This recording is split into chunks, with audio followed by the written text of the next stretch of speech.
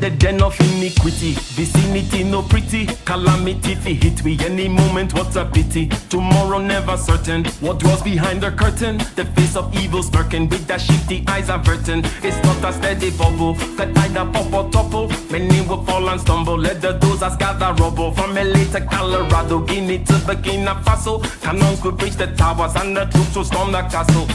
I say, run, run, come, make we get it. Because the peace that is bestowed upon the meek is overrated. So run, run, come, make we get it. Calling all your daughters and your sons, we come forget it. I say, run, run, come, make we get it. Because the peace that is bestowed upon the meek is overrated. Lord, run, run, come, make we get it. Calling all your daughters and your sons, we come forget it. With the rubble steady rising, and hearts are compromising. Convictions here are stifling, making evil appetizing. The fists are steady forming, and countenance is falling. Defenses are withdrawing, possibilities are falling. In these your circumstances, evil will make advances. Pick up your sword and lances, and be sure to take your stances. Victory is never promised, the battle is upon us. Gather the brave and honest, and the righteous in your corners.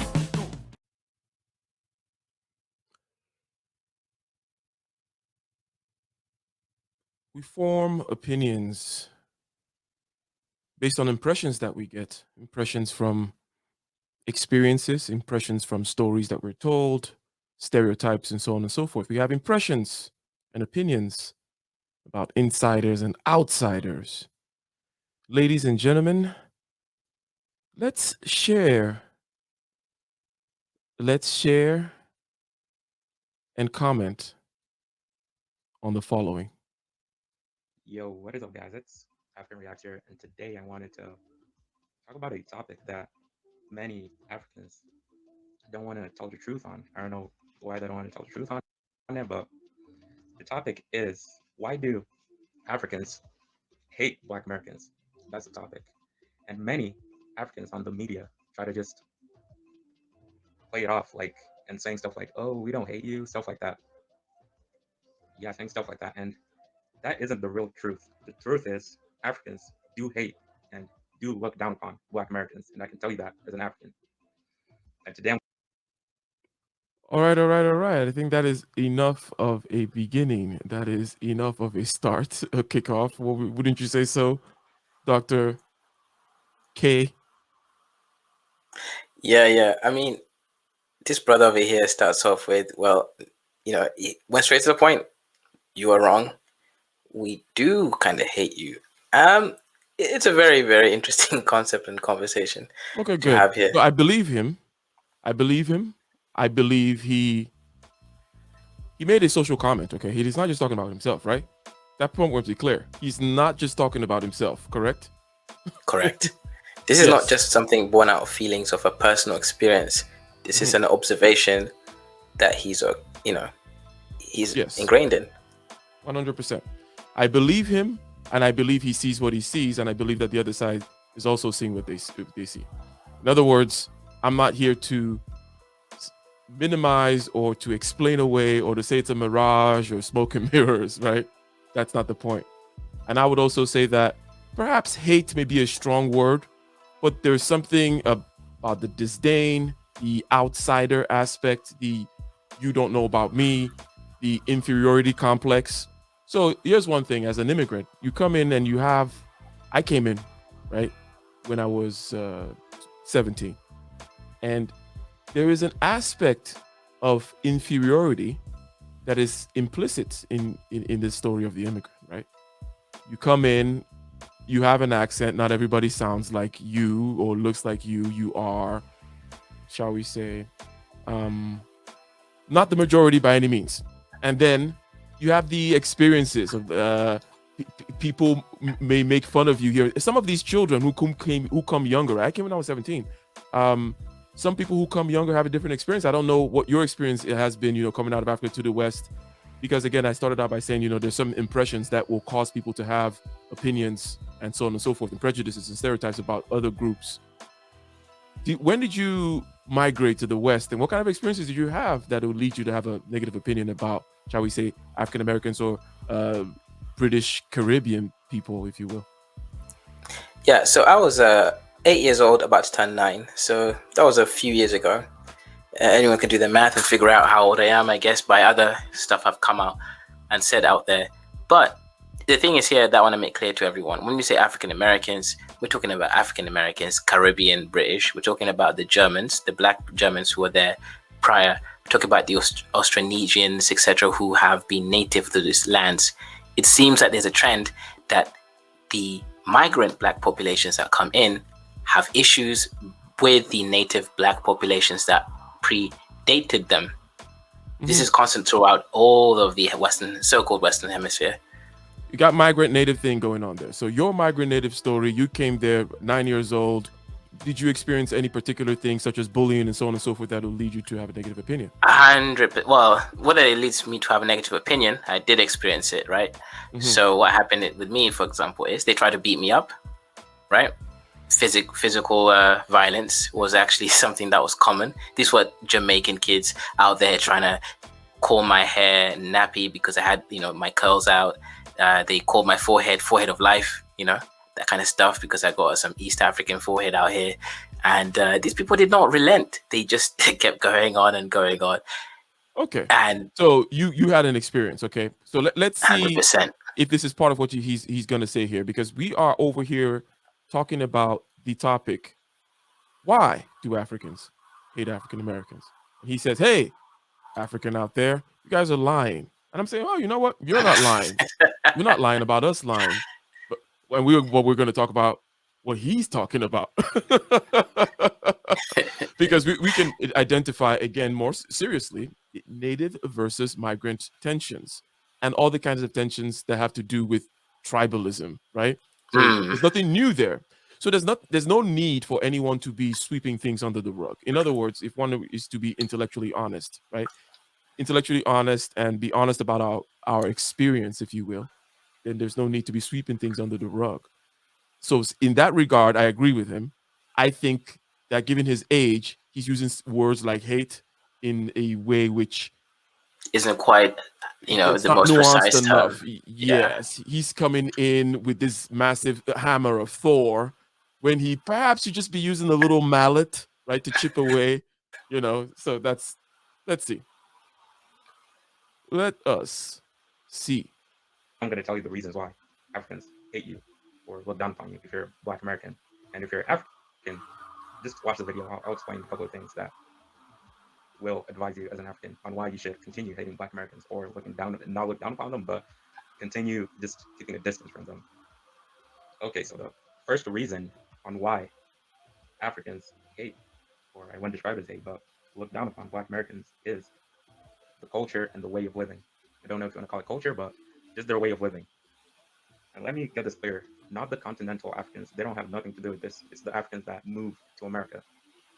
When they come here, many of them are parents because Africans have a family structure. It's not just single people. You might get some single Africans, but it's mainly families.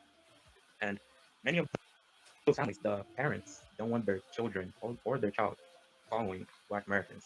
They don't want them following this rap stuff, this sagging their pants and killing each other. They don't want them doing that, selling drugs, because that's how it's portrayed, and that's reality. They don't want them doing that.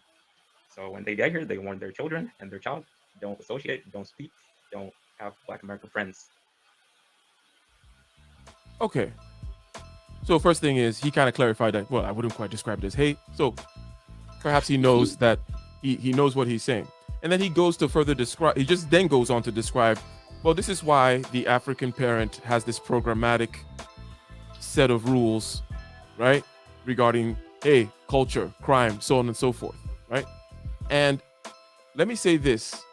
Now, I came over as kind of like an adult, right? So when I came over, I was out here by myself, making all the mistakes with all the people, right? So it wasn't like people have parents telling me, oh, watch this, watch that. And prior to that, I was in boarding school in Nigeria, right?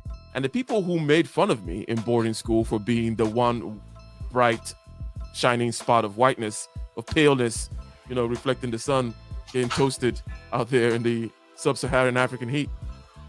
They were Africans. Other Africans were the ones, right, with whom I had a bad experience. So it was dark-skinned people. So you hate Africans? Were the ones who were the racists to me. If you wanted to paint it that way, if we're talking about skin color and so on and so forth, right? Go Did ahead. you say if you want to paint it that way, and we're talking about color? You're trying to be a comedian. I try out here in these YouTube streets. Hey, I mean, if you lose your main job, then I'll employ you. You can cure me with laughter. Okay, you can be the clown and the jester.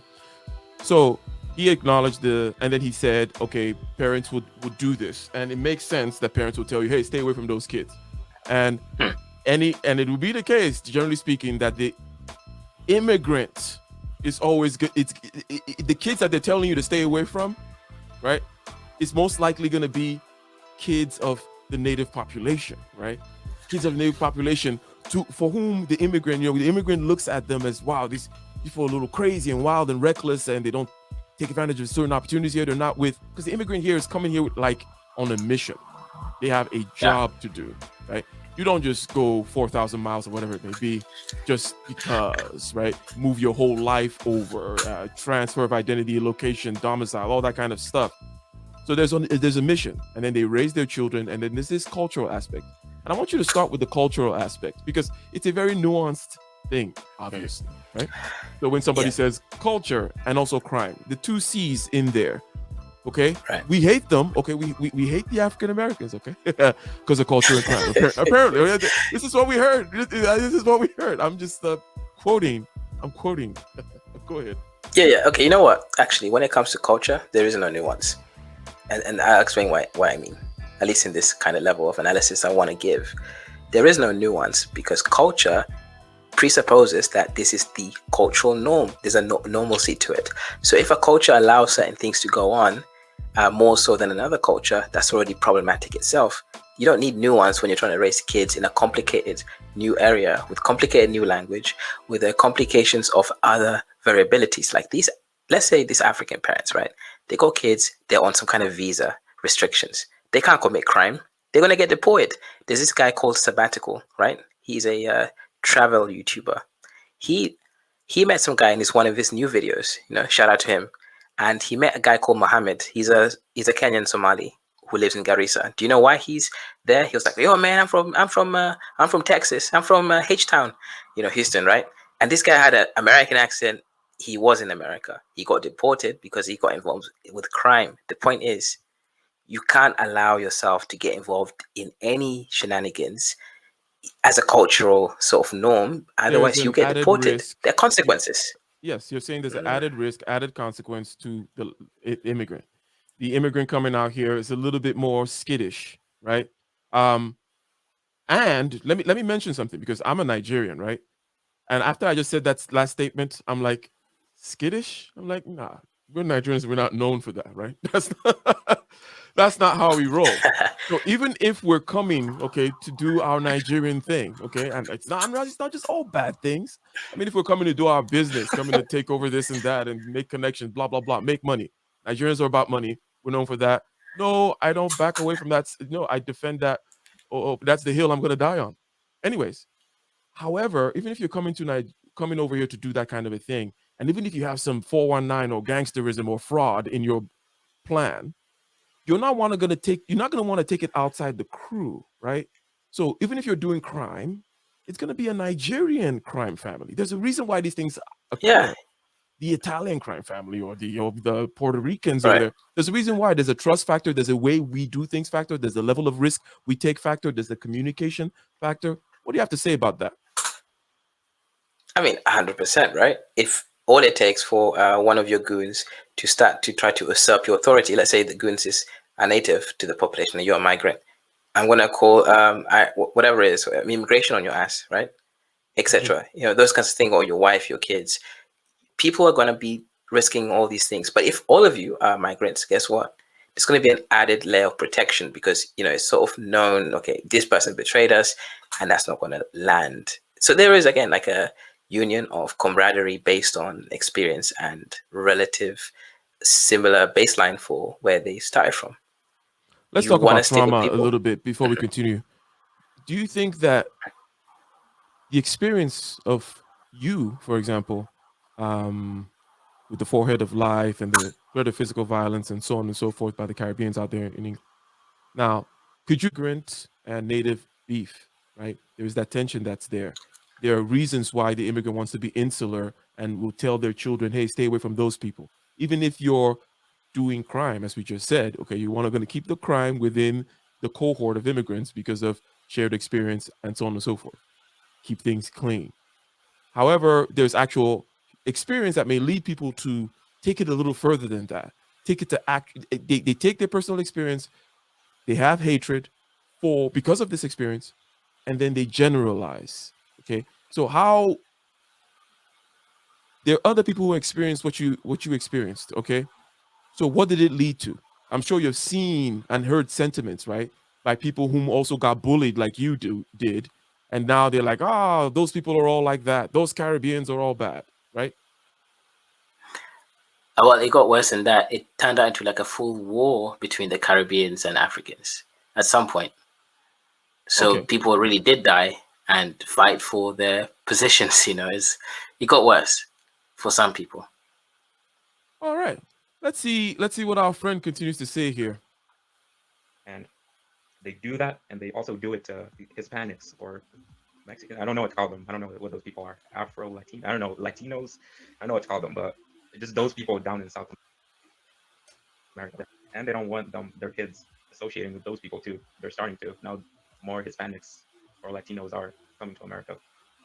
And the reason is Hispanics are following Black Americans. So it's just like they copy of Black Americans. Africans see how they act and they don't want to associate or speak with most of them. So that's the first reason. It's the way of life of Black Americans and the culture.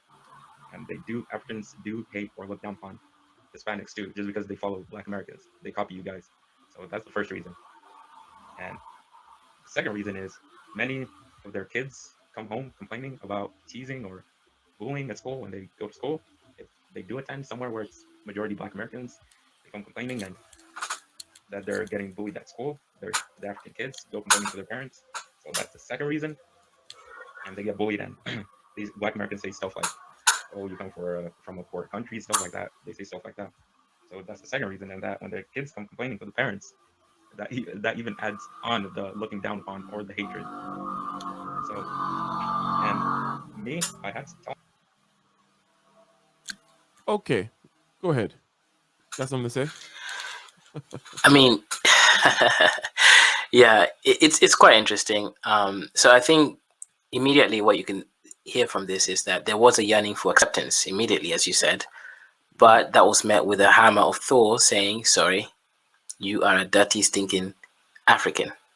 Yeah, So you're not going to get anywhere. when you first come here, okay, there's psychologically, unconsciously, every fiber of your being trying to assimilate and acclimate itself to the new environment, right? So socially, also politically, you're trying to get with the culture. You're trying to be one with the people, and when people then throw stones at you, you're going to there's going to be a significant number, okay, of people, right, who got hit that are going to be traumatized by it. Not to be a snowflake about it. What I mean is their behavior in the future is going to be such that this is going to be a significant thing to which they refer when it comes to how they feel about this other group, right? That's all I'm saying, right? So it's going to be there for a significant percentage of the population. Hence, when these, but for someone like you, probably not. Me, definitely not. People made fun of me. I said before, I had my issues with Black Africans calling me all kinds of names and making things very hard for me when I was growing up. I'm cool because you had ginger beard, or I wasn't born with a ginger beard, but I you was weren't born with a beard? yeah, but the blonde hair was there. Okay. The light skin was there, and that's kind of weird. It's a small percentage of albinos in the world, right? So Right. so and kids are mean, right? Kids are particularly mean. So it's not like you they wait. It's not like you get to wait to build up a certain amount of strength before you get this kind of onslaught, right? It's from immediately But when let me you ask you a become question. conscious of your peers, they just start making. Let me ask you a question though. Why are kids mean? It's not even a case of kids are just insensitive. There's a difference between insensitivity, which could just be saying things that they think is factual, versus an intention to denigrate. chimpanzees and certain other apes are kind of like that as well, and I think that we are those. I know it's a lazy answer, but I'm just referring to other places where it can be seen in the primates as well.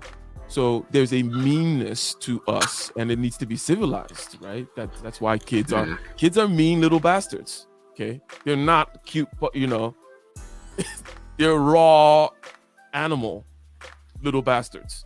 Human beings are not the top of the food chain because we're fluffy rabbits. We need to remember that, right? Okay, that's true about the food chain. That answered the question. Okay, but he mentioned the bullying thing, and I think that was key. And you could see the discomfort in him. Did you not see that? Yes, 100%. Let me play it again. Okay, for those that are maybe you were rolling a blunt or whatever you were doing, or making fun of an African, or making fun of an African while we were playing this. But when he talked about the bullying, you'll see, because I'm going to go back to the inferiority complex, okay, and all the different ways in which it happens, and we also talked about the yearning for acceptance when you're in the immigrant, right? But let's look at this. Yeah. So when they get here, they warn their children. And they warn their children. Of America over there, and they don't want them. There's a copy of Black Americans after kids come home complaining about teasing or bullying at school when they go to school. If they do attend somewhere where it's majority Black Americans, they come complaining and that they're getting bullied at school. The African kids go complaining to their parents. So that's the second reason. And they get bullied, and these Black Americans say stuff like, "Oh, you come from a poor country," stuff like that. They say stuff like that. So there's an eagerness to move on. There was also a lack of specificity. He did not go into exactly the exactness of what they're saying, right? Yeah. And just they say you come from a poor country and stuff like that. Right. Yeah, I bet they're saying worse things than what Trump said about those SHIT whole countries. Yeah, you come from a SHIT whole country. No beef on that level there. No shade. No shade at all. You're probably darker than everything. So of course there's no shade. Well, that is a big part of it. Now, there's the person whom got bullied and their reaction. But in addition to that, there's also the parents that they're telling. And I think that the parent aspect has a bigger blow. That it's gonna have a bigger blow on the parents than on the children, if potentially. In other words, the parent and the child have the same temperament. Okay, they're equally prone to what I'm calling trauma, right? But the person has a direct experience is one thing, but for your kid to tell you, it's a different level. There's a certain level of added helplessness on the level of the parent, because you know what I mean. It's like, I'm here and this, and these people are calling me names at my job, right? And then my kid is getting called names too, right? And I'm powerless, right?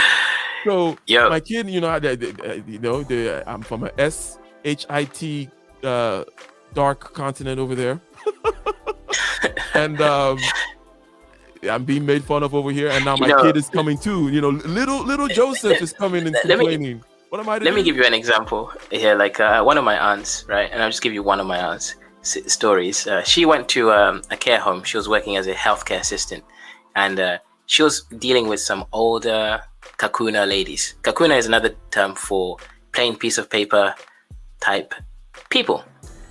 Now, she was dealing with a kakuna lady. Do you know what she said to him? It's like, "Get away from me, you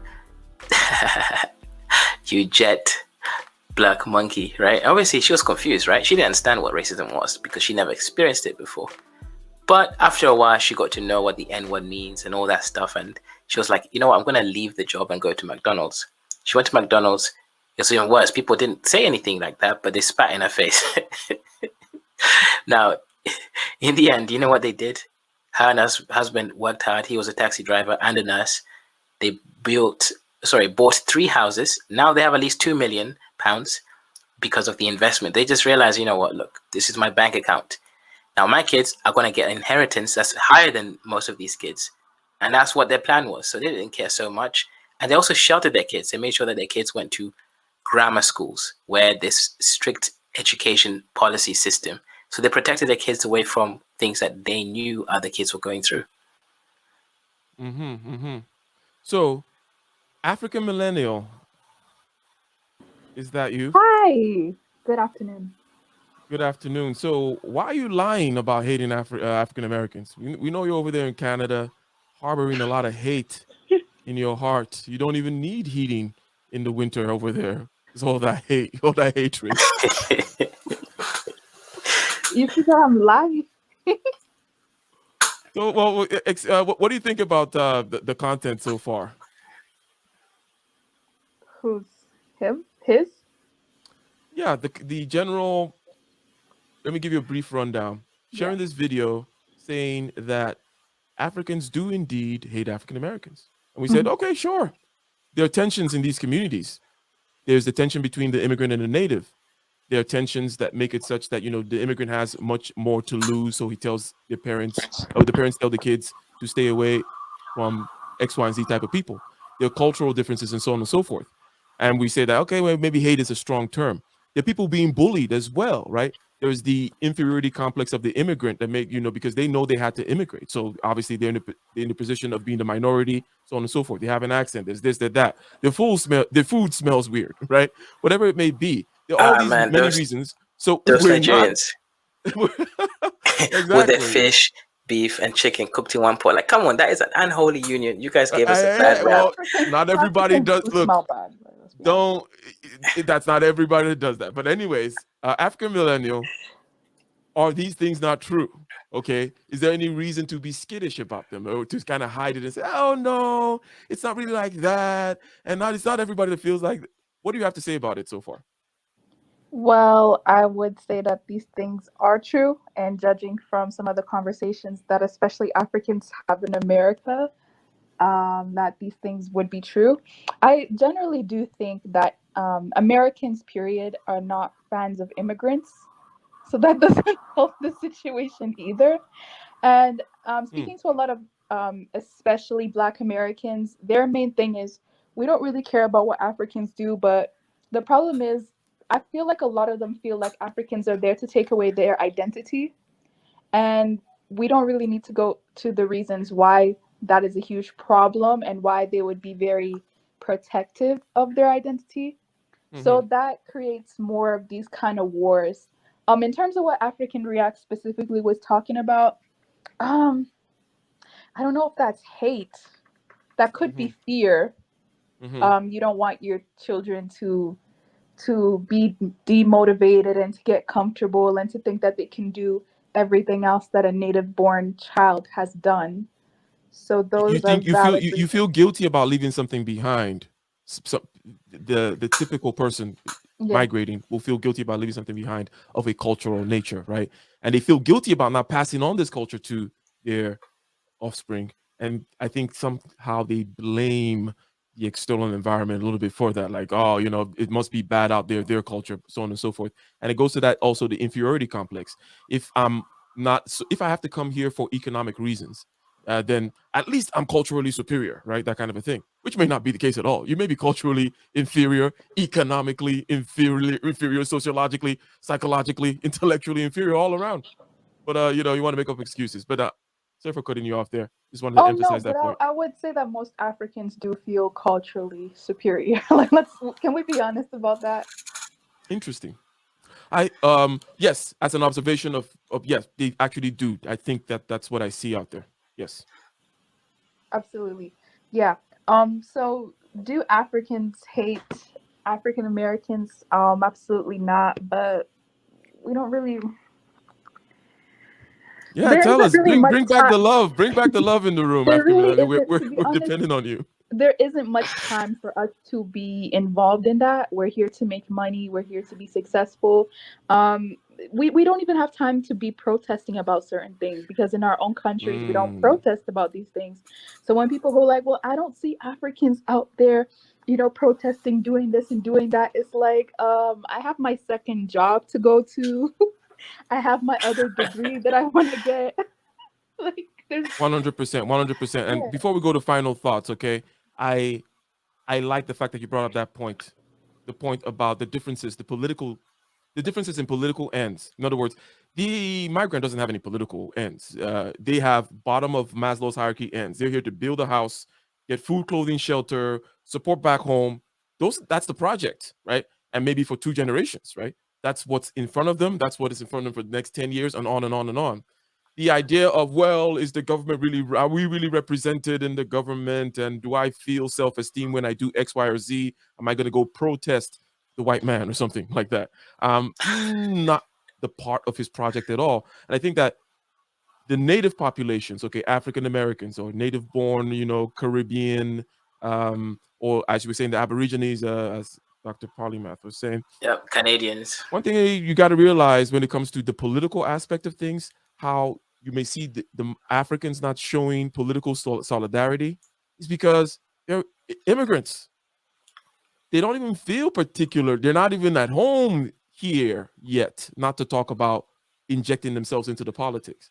And also their particular project right now, which takes a lot of time, as African Millennial alluded to, which takes 2 or 3 jobs and so on and so forth, is to get those economic ends met. So K Polymath, round it up here. I don't think we need to see any more of the video. I think we get the idea. And I think that the honesty is key here. Okay, we do some FE. But I think we have to be open about our experiences and how our experiences affect how we view each other, so that things don't boil over, if you will. So, K Polymath, and then African Millennial, final thoughts. Yeah, I think a lot of Africans did have inferiority complex in the beginning, especially when I know in the UK, for example, Nigerians, Ghanaians changed the name from Oluwarenji, Oluwapanja, all the way down to, Jamaican names, trying to basically pretend that they were Jamaicans. So this was to actually not just circumvent bullying, but to also sort of make it seem like they fit in. It was only until Afrobeats became successful that the bullying stopped, and then the Jamaicans now wanted to be African. And this is the same for all European countries, Germany, France, at the same time. It's quite interesting that there was like this social awakening. Afrobeats was the salvation of the African populations. So we got to thank Nigerians for that, for inventing such a sort of socially cohesive piece of music that has been now worldwide, especially in Europe and Africa.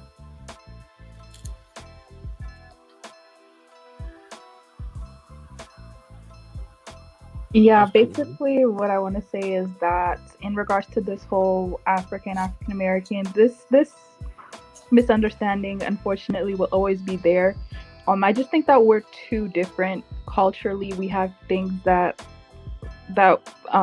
culturally we're different, politically we're different. We're not the same. We don't think the same. And Africans who come from Africa, as I mentioned before, a lot of them try to hold on to a lot of, values that they grew up and think that are superior, way better than the values that there are in the West.